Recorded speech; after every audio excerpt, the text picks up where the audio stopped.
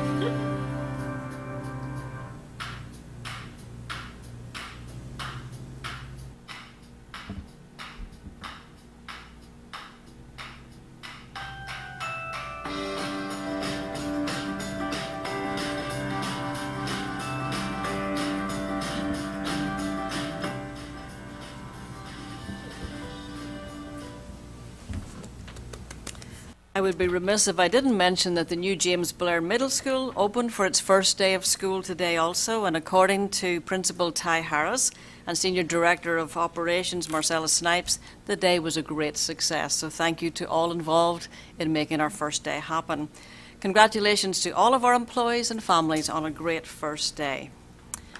Congratulations also go out tonight to our board members who've been recognised by the Virginia School Board Association for their continued dedication and service to our students, teachers and staff of Williamsburg-James City County Schools.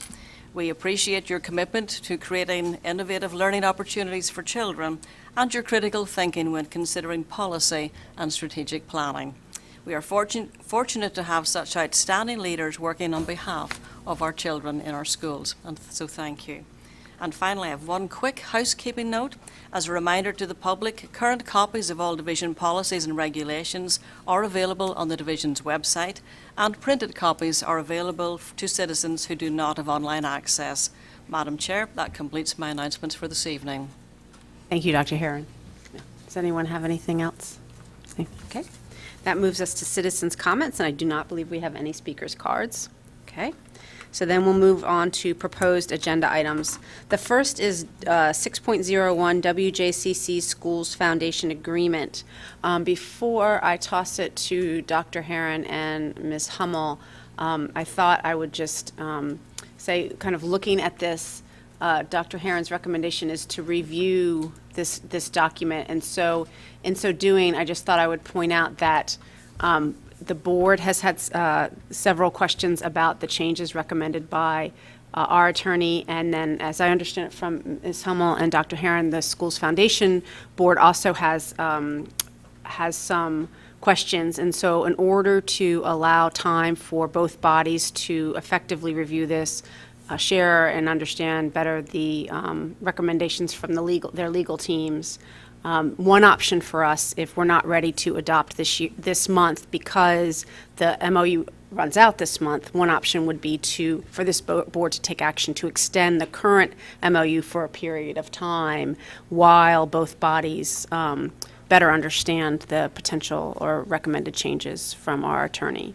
Did I capture that accurately?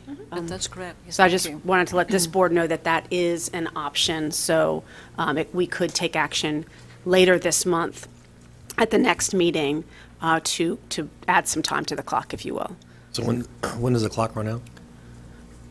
Right now, It's September. The agreement is supposed to be renewed this month. Okay, so, good.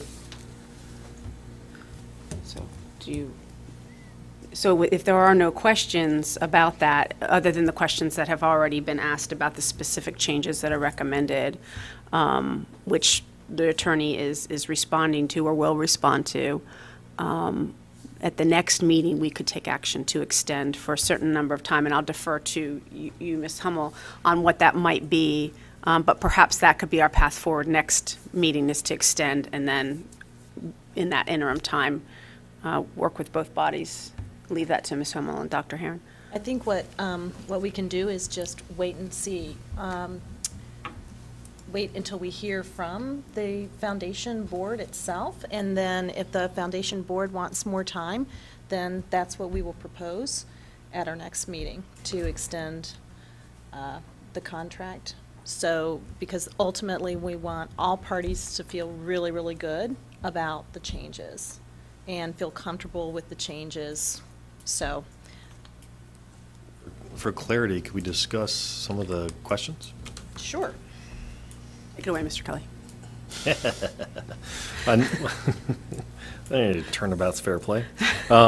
So one of the questions that I had was about the foundation officers posting bonds.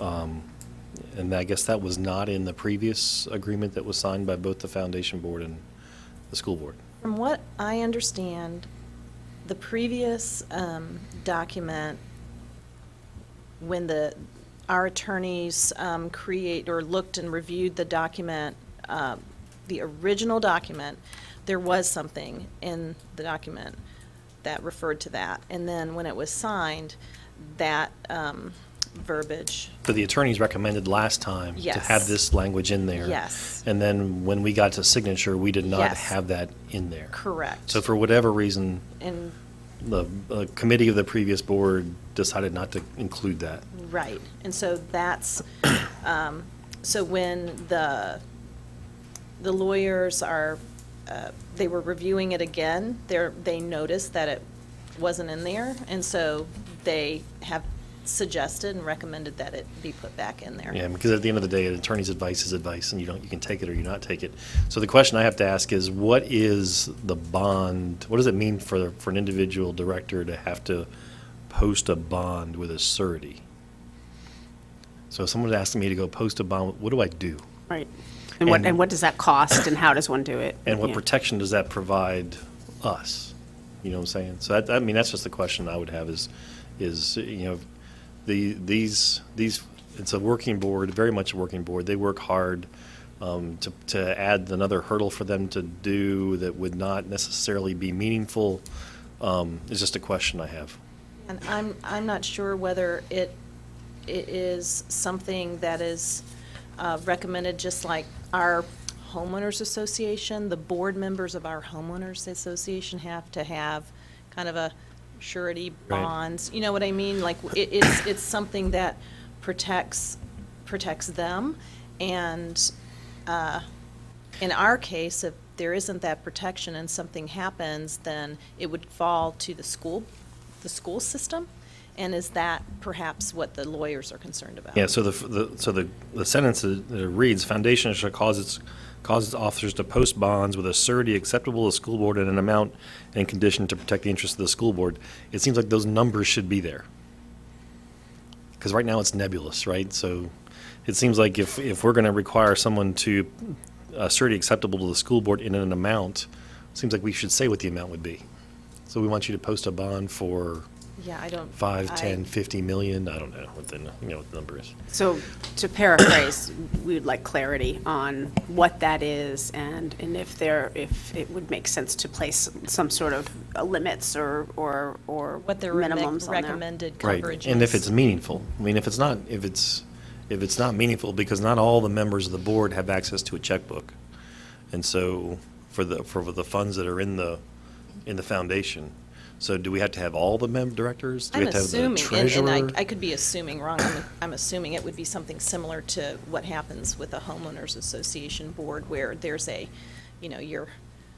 you're having to pay some kind of a insurance Yeah, for the but board that's members. just a rider on the homeowners Right. policy. So you get director's insurance, it's just a rider Right, on the. and I don't know. But So we can- that's not what an individual board member would have. I mean, do I call Right, my I'm not- insurance company and say, No, hey, I need I'm assuming that's not what we're I saying. But think we the- can get clarity on that. The only statement we have now from our attorney is that they suggest that they recommend that they take out a bond because the foundation is raising and handling funds. That's the level of specificity, but we can certainly go back and ask for further clarification on the And board's not behalf. every member of the foundation deals with funds. That's correct. So, That could be like the treasurer, I don't know. right. Yeah. And so if it's $25 on the treasurer, then you would think that how much should come out of the foundation, that they would pay the $25. Right. So, anyway, that's just and it was probably this kind of conversation that the previous board just said, we'll be fine. Because I've seen lots of officers and directors, and I don't know that I've seen posting a bond as part of it. You know, I've served on lots of boards, and I've never had to post a bond. PTA members, like the PTA all have insurance. Well, and is that the same thing? I don't know. That's what So- we need to find out, yeah. So if we could get some clarity around that, Dr. Herron, that would be great, and maybe some justification behind the recommendation, perhaps even some guidance on the downside of not including it, and then I think to Mr. Kelly's point, limits, dollar figures, okay. Seems like those numbers should be in the MOU because it's the understanding, right? Memorandum of understanding. Do you have any other questions? I didn't. I mean, I know we talked in here about the bylaws deemed necessary by the school board. Have we, I seem to think that maybe we have voted on those bylaws? We did, and I think the question is, well, that's a requirement of the Code of Virginia, when a school board establishes a foundation to take action both on the Articles of Incorporation and on the bylaws. So I think the question is, moving forward, whether that is a continued requirement for any changes, or whether it just has to take place at the establishment or onset of the organization. Because if it's required by law, it's required by law, right? Right, and I don't think that's, I'm not. Whether it's in the I'd like- MOU or not, it's still required by It law. would be helpful to get clarity on whether that's ongoing or just at the establishment of. I think that's an important section in there, in the red. The foundation shall revise its article of incorporation and bylaws to the extent deemed necessary by the school board. So, and it's, except as provided herein, the foundation shall not amend its articles of incorporation or bylaws during the term of this agreement without the prior approval of the school board. That was something, I think, that was not in the original agreement, so I feel much better having that in there now. Yeah, it might not have been in the original agreement, but it might be a requirement of the foundation that, you know, because you can see you can envision where, Right, okay, you we mean vote. in their bylaws or their articles? Well, in the Code of Virginia, Yeah, it says if okay. you have a foundation that because you can see the situation where, okay, we approve it, and the next day they meet and change them without our approval, I don't see that the law would allow Do that we to have happen. their articles of? Yeah, we have voted yeah. on them before. Oh, yeah, and the bylaws. And their bylaws? Yeah. Yeah, so but the thing that concerns me about it, I don't disagree with what you're saying, Dr. Beers, but the thing that concerns me about it is an independent, it was set up as a 501c3 independent public charity, and as an independent agency, this body taking action on another independent agency's bylaws is something that I find curious. Well, yeah, the question is independent. Is it independent like King George and George Washington, or is it independent as in they operate their own thing under their own rules, but they're still beholden to us? Because we accept their money.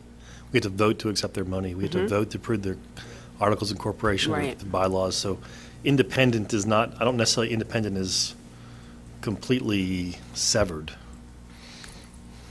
But legally and financially, they are separate, Well, legal, the college independent. has a foundation. Correct. That always, that is always under the purview of the Board of Visitors. So, I mean, that's the governing body. So it's somewhat severed, because in paragraph 6, it says, Yeah, so- upon dissolution, any assets come to the school board. Sure, and again, that's in the code as well. Right. But the William and Mary Foundation's a really good example, but, well, now it would be President Rowe, but President Taylor Reevely was the agent of record, right? So that's a slightly different situation here. So, if, Rest of it's boilerplate for me. yeah, but if we could better understand the need to continue to,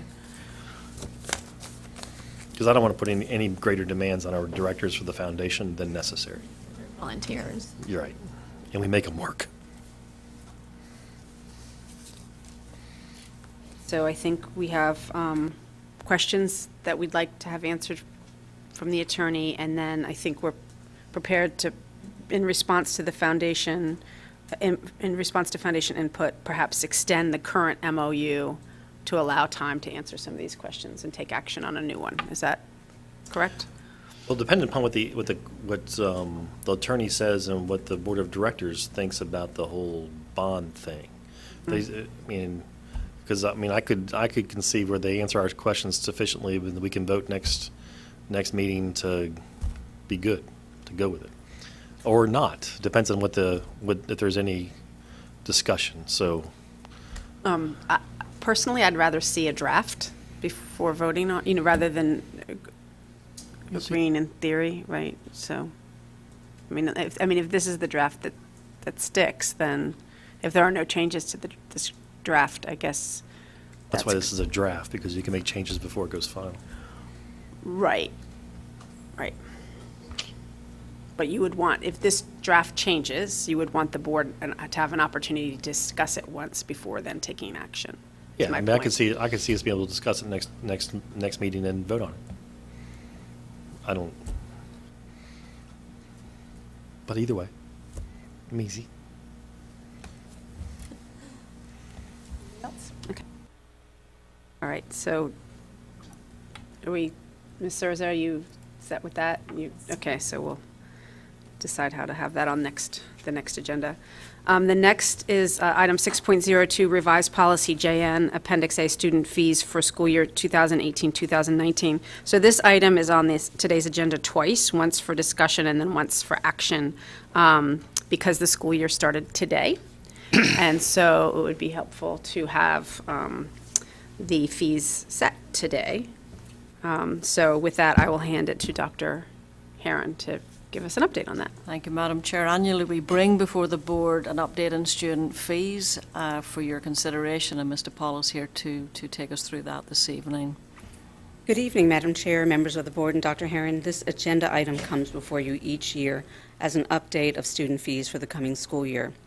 There is one change from last year's schedule, and that is an increase of $1 for recorders for fourth grade students, and this is a result of an increase from the supplier. Other than that, all the fees are the same. As in the past, the driver's ed fees are set by the DVDOE in September, so we'll have that amount once it's sent to us. And then we get that information to the driver's ed teachers and high school athletic directors. So that is the only to-be-determined amount that we have. Any questions? Isn't this normally something we vote on in June or August, It is normally in July, yes. July? So why are we getting it in September on the first day of school? I believe that we just, in the craziness of the year, forgot to Okay. bring it in July. Okay, thank you. Any other questions? So is everybody comfortable then with taking action later? Okay, great. Thank you. All right, that brings us to action items. The first is 7.01, personnel actions. Can I have a motion, please? Madam Chair, I move approval of the personnel actions as presented this evening. Thank you, Mr. Kelly. Second? Second. Thank you, Mrs. Young. Any discussion? Hearing none, Ms. Surza, will you call the roll, please? Mr. Kelly. Aye. Ms. Ownby. Aye. Mrs. Taylor. Mrs. Young. Dr. Beers. Ms. Hummel. Ms. Cook. Aye. Okay, that brings us to our second action item tonight, 7.02, revised policy JN, Appendix A, student fees for school year 2018-2019, which we just discussed. Can I have a motion, please? Madam Chair, I recommend approval of revised policy JN, Appendix A, student fee schedule. Thank you, Mr. Kelly. Can I have a second? Second. Thank you, Ms. Homby. Any discussion? Hearing none, Ms. Surza, will you call the roll, please? Ms. Hummel. Aye. Mr. Kelly. Aye. Ms. Ownby. Aye. Mrs. Taylor. Aye. Mrs. Young. Aye. Dr. Beers. Ms. Cook. Aye. We have student fees for this year. That brings us to 8.01, board members' comments. Mrs. Young, do you have anything to add today? I do. I had the opportunity of visiting 3 schools this morning, and just want to compliment how smooth everything went. You could tell that it was well-planned, and I want to thank the exceptional efforts of the administrators and teachers in making this day go well. I got to participate in the famous Jamestown huddle this morning with some other people, which was they said it was big. I guess there was a lot of us there. I also got to open lockers for 6th graders, which was something I had forgotten how to do, so it was a while. And I want to compliment the kindergarten teacher whose day started with a flooded room that they got under control, but she was about to welcome a whole class load of new little kindergartners and was dealing with a wet rug. So I hope her day went well. Thank you, Mr. Kelly. Madam Chair, since last time we were together, I'd just want to compliment Dr. Herron and the administration on the convocation and the exceptional viral lip sync video that's out there. I thought they did a great job with that, and I think they've gotten a lot of good feedback on that. After convocation, I was able to go over to the operations gathering that they have as a recognition ceremony for the custodial services and the child nutrition services and the maintenance guys and the bus drivers and all the folks that make up operations. And we can tend to kind of look over those vital people, but they are vital and they do a great job and they do a great service for us. Having gone through I went through 4 buildings today, seeing how well prepared the buildings were, the bus drivers and particularly the construction projects that we've had. I mean, Blair gets a lot of press because it's a brand new school. There's a lot going on there, but we've had some pretty significant capital projects this summer with Jamestown, Laurel Lane, and others, and they have about 40 days to get all that done. So there's a lot of work, and I'd just like to thank Mr. Snipes and your staff and folks for the great work that you do to get us ready for today, that first day of school, and making sure the teachers are all prepared. I know that my personal teacher loves Mr. Green at Matthew Whaley, so they. Does he still have a red truck? He talked about you too. He said he trained you well. Also, last week I was able to go to Community Night at James Blair with an open house where the community got to walk through James Blair and the different academic areas and kind of see what the open concept is and how that went. And I thought that was an exceptional event. I think the community members, I took a couple of folks who do not have kids in the school, but were just interested in seeing the school, took them through there, and they were really impressed and thought it was a great facility and a great building, and we're very proud of it from a community perspective. And today I enjoyed the first day of school. I got to Lafayette, James Blair, Matthew Whaley, and James River, and was able to talk to all those principals and walk the schools, and it's just good to see the excitement and the preparation that's gone into getting this day, and I'm just very proud that we were ready to open the schools, and that James Blair was great. I saw the first kids getting off the first buses coming into the school. It was a great day. So, thank you, Madam Chair. Thank you, Mr. Kelly. Taylor? To echo some of the sentiments about the first day, thank you to the staff, the administration, the teachers. There's a lot that goes on behind the scenes to make it happen, so thank you for that, and welcome back to our students. Thank you. Dr. Beers? Yeah, I know there were a lot of people out there holding their breath about James Blair, but I think this was a momentous day for that middle school, and everybody. There's so many people that need to be thanked for pulling it off in spite of all the rain and getting everything ready. The only other thing I would also say, and echoes what has been said before, is all the departments in our division really made this first day go pretty much flawlessly. And after the first day, people may sort of forget about them, but they do the very same thing every single day of the school year. And we should never forget that, and very much appreciate all the work and the effort that every department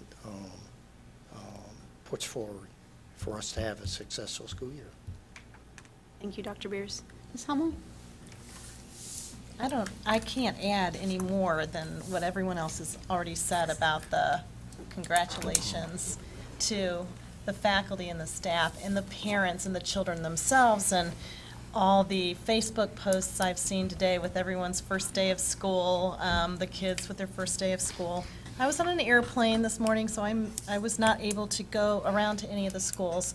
But I am reminded, while I was sitting there looking at my Facebook in between my layovers, about how WJCC is really a family.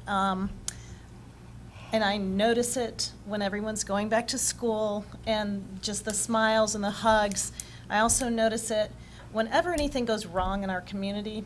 And we had a Lafayette High School graduate that was severely injured, and it has been absolutely mind-blowing to me to see how this community has been a family, working all together, all teams, all schools, all people from all walks of life, different walks of life, all coming together to help that family. And so when I think of the joy of the first day of school, and then I also think of just how big everyone's hearts are when things go wrong as well. So that's it. Thank you, Ms. Hummel. Ms. Ownby? I would just like to echo the same thing. The first day of school is always very exciting, and so the schools that I got to visit, it was nice to see smiley faces of children and students and parents and teachers, and I had a happy spider come home today. It's a cool spider, by the way. I know. Yeah. When are we going to get to see the spider? He was on. We saw the mascot. Yeah, on the video, yeah, but I mean like in real life. I need a Yeah, I know, selfie. right, exactly. I'm Right. I'm looking out for you, I Mr. told Kelly. I told Mr. Harris that, so. Walk in the Okay, parade. so he's been duly warned, could. okay. Well, I don't have anything to add to what everyone's already said. I agree with all of it, and the first day is always a really exciting time for everyone, and so many people put everything they have into that, to making it happen and making it successful, and we probably don't say thank you enough, but, so thank you. Anything else before we go on to the next agenda item? Okay, upcoming events. James Blair Middle School dedication is on September 12th at 6 p.m. at James Blair, of course. A Special Education Advisory Committee meeting is on September 13th at 6 p.m. in room 300 in the annex? Is that, No, that's not right. No. This is what I was given. okay. I would double check that. It might be somewhere else. It might be in the rec Usually center. at the rec center. I would. Yeah, so at the rec center. So we'll say the rec center. I would Okay. say the rec center. Okay, Policy Committee on the 26th of September at 8 a.m. in room 309 here in the annex. And then the School Liaison Committee on the 27th of September at 7:30 a.m. here in the annex. So I think that's all for events, unless I've left something out. And then our next meetings we next meet on the 18th of September at 6 o'clock in Building F for a closed session at Mounts Bay Road, followed at 6:30 by regular meeting in the board room. And then our first meeting in October is on the 2nd at 6 p.m. here in the annex, followed by a work session and action items at 6:30. So our next agenda item is to set the agenda for the next regular meeting. And we have the strategic plan presentation, Dr. Heron, is that right? That's correct. And then we'll talk a little bit more about the Schools Foundation and see where we are on that. And is there anything else I've left out? Is that it? I don't think so. Okay, great. And that's all that we have. So with that, this meeting is adjourned.